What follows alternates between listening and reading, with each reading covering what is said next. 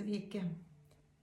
Visiškai neseniai jau esu kalbėjusi, nuo ko priklauso žmogaus gyvenimo kokybė. Tai yra nuo mūsų energijos kokybės. Ar yra švarūs mūsų energetiniai kūnai? Taip pat labai svarbu jungtis tarp energetinių kūnų. Kad geriau suprasti visą šitą procesą, tai papasakosiu apie 12 žmogaus energijos kūnų, kaip jie vienas su kitu susiję ir nuo ko priklauso energijos kokybė, kaip galima būtų išsivalyti šiuos energijos kūnus. Tai 12 energetinių žmogaus kūnų yra fizinis kūnas, tai mūsų materiali forma, sielos namai. Taip toliau sekantis kūnas jau yra platesnis, nei fizinis kūnas, didesnis.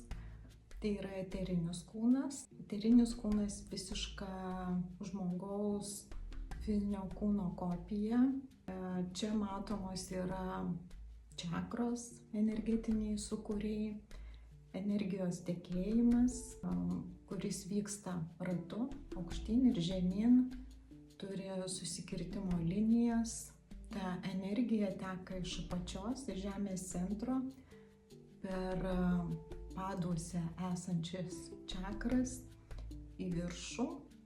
Ir jeigu žiūrint, kaip atrodo tas energijos tekėjimas, tai jisai yra toks pagal egiptiečius Ankh formos, toks tarsi kryžius.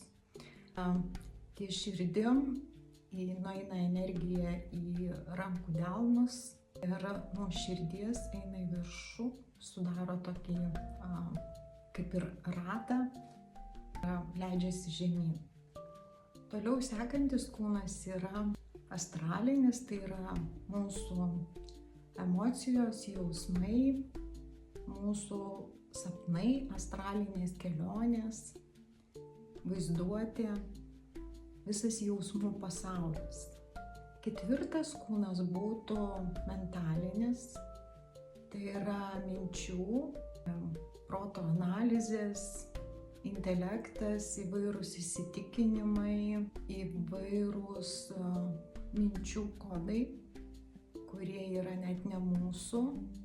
Dažniausiai įvairius minčių kodus, įsitikinimų kodus mes gauname per kraują gimdami iš protėvių.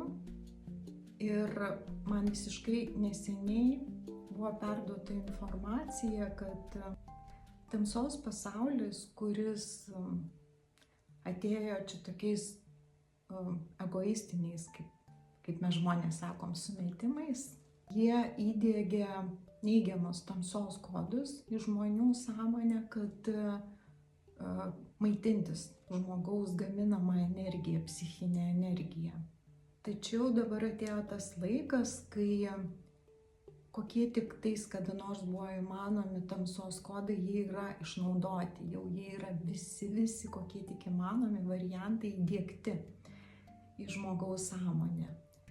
Ir nuo senų laikų šviesos pasaulis įdiegdavo antikodus, tai yra šviesos kodus.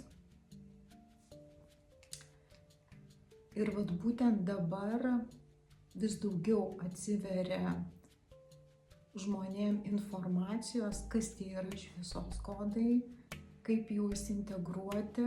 Man buvo perduota informacija, kaip integruoti per garsą šviesos kodus. 5 energetinis kūnas tai yra vadinamas kauzalinis, tai yra karminis kūnas, kur yra įrašai mūsų gyvenimo veiksmų, priežasčių, pasekmių. Yra įsirašę patirtis įvairios, tai yra žmogaus karma. Karma gali būti tiek neigiama, tiek teigiama. už mūsų gerus darbus.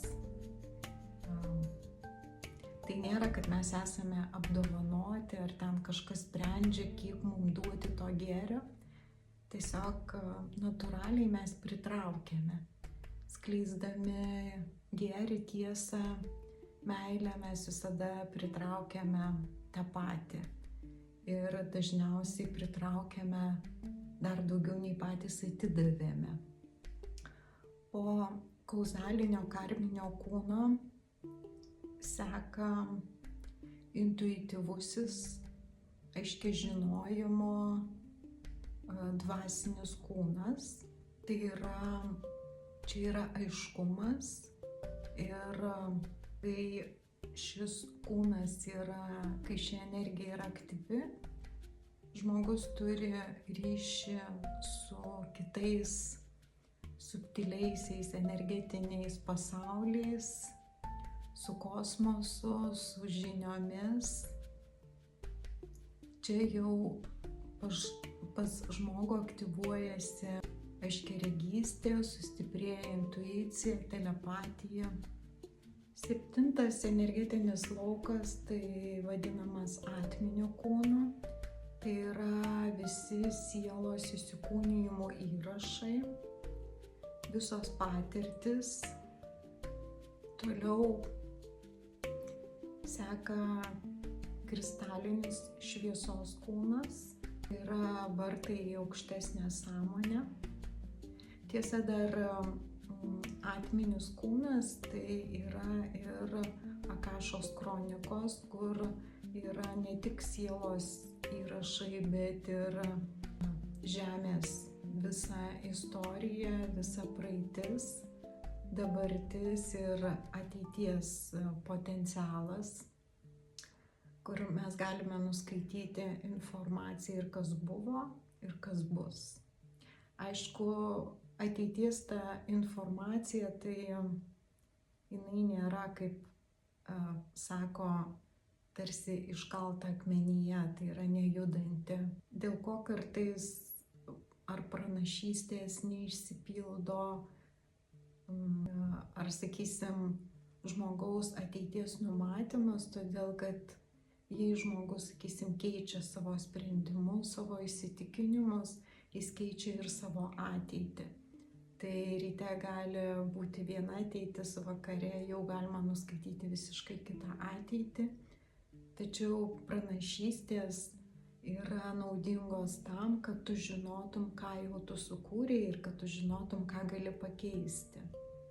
Kristalinis kūnas tai yra tarsi vartai į aukštesnę sąmonę, į šviesos pasaulį, į aukštesnės sąmonės vibracijas. Ir čia aktyvuojasi šviesos kodai ląstelių lygmenį. Būtent čia vyksta kvantinis šuolis žmogaus sąmonėje, žmonijos sąmonėje. 9. kūnas tai yra šviesos kūnas, Merkaba. Tai tarsi kosminis laivas, kuris leidžia keliauti tarp dimensijų, aukštų vibracijų dimensijų. Tai tarsi šviesos transportas sielai. 10. yra sielos kūnas, tai tikroji mūsų esmė, Dievo dalis, kuri tarsi pasiuntinys žemėje, kad sujungti žemę su dangumi. Tai ta dalis, kuri yra nemirtinga, kuri keliauja per įvairius įsikūnijimus, per įvairias civilizacijas ar planetas, turi savo misiją, planus, dieviškus planus. 11. yra monada, aukščiausiasis aš, tai kūrėjas, šviesos šaltinis, kurį žmogus suvokia kaip Dievo dalį. Ir paskutinis 12. kūnas yra kosminis vienybės kūnas, susiliejimas su visos kūrinijos sąmonė. Čia nebelieka jokio individualumo, nelieka aš ir kiti. Tai yra visiškas susiliejimas. Tai yra šviesa, visako patyrimas. Tai yra kūrėjas. Taigi, apibendrinant, galima pasakyti, kad pirmieji 5 kūnai - fizinis, eterinis, astralinis, mentalinis ir priežasties kūnai yra žmogaus individualybės lygmens. O pradedant nuo 6 kūno, intuityvaus, aiškiai žinojimo kūno, čia prasideda ryšys su aukštesnėm dimensijom, su šviesos pasauliu, su kūrėjo energija. Jeigu kalbant apie 6 energetinius kūnus, kurie yra mums lengviau pasiekiami, suprantami, tai yra toks principas, hierarchijos principas, kad ne pirmas, ne fizinis kūnas maitina ten, tarkim, eterinį, astralinį kūnus, kur pripildo energiją, bet atvirkščiai. 6 kūnas, jeigu energija yra harmoninga, jisai pripildo energiją 5 kūną, 5, 4, 3. Būtent nuo tos energijos kokybės, kiekio ir priklauso, kaip minėjau, žmogaus gyvenimo kokybė. Kas blokuoja mūsų energetinius kūnus? Svarbiausia, reikėtų pasižiūrėti blokus pradedant nuo 6 energetinio lauko ir iki pat fizinio energetinio lauko. Tai 6 yra negatyvios programos, negatyvūs kodai, kurie yra kaip ir iš kolektyvinės sąmonės, taip ir iš žmogaus sielos programų, iš giminės programų, protėvių programų. Labai svarbu, norint išgydyti savo energiją, svarbu išsiaiškinti tas pasąmoninės protėvių negatyvias programas, kurios nėra taip paprastai matomos, kaip mes įsivaizduojame. Viena iš tokių populiariausių negatyvių programų tai yra kažkada tai praeityje, protėvių linijoje duoti, tarkim, biednystės įžadai, kada ankstesniais Žemės istorijos laikais daug žmonių tapdavo vienuoliais, atsiskyrėliais ir priklausydavo kažkokiai tai religiniai bendruomeniai ir duodavo tiesiog turto atsižadėjimo įžadus. Ir šie įžadai yra labai stiprus ir jie stabdo sėkmės, klestėjimo energiją ir ateinančiom kartom. Šias negatyvias programas anuliuoti galima šviesos kodais, tai yra garso pagalba, su kuo aš ir dirbu. Toliau 5 energetinis laukas, tai yra sielos reinkarnacijos, sielos kelionės ir jose patirtos traumos įvairios. Mes tų traumų neprisimename, tačiau jos įsirašo į sielos atmintį ir taip pat trukdo mum išreikšti visą pilną savo energetinį potencialą. Dėl to mes turime labai daug baimių, nemailę savo, bijome eiti savo sielos keliu. 5. energetinėme lauke, tai yra mentalinis laukas, čia veikia šio gyvenimo negatyvios patirtis, tarkim vaikystėje, ar pasakyti kažkokie tai žodžiai, ar agresija iš aplinkos. Taip pat mes tų traumų labai dažnai neprisimename. 4. energetinis laukas yra blokuojamas negatyviomis emocijomis. Tai pagrindinė tokia negatyvi emocija yra baimė, iš kurios kyla visos kitos negatyvios emocijos. Baimė tai verčia mūsų energetiką susitraukti, stabdo tikėjimą. Eterinėme lauke tai yra energijos blokai mūsų energijos tekėjime, čakromis.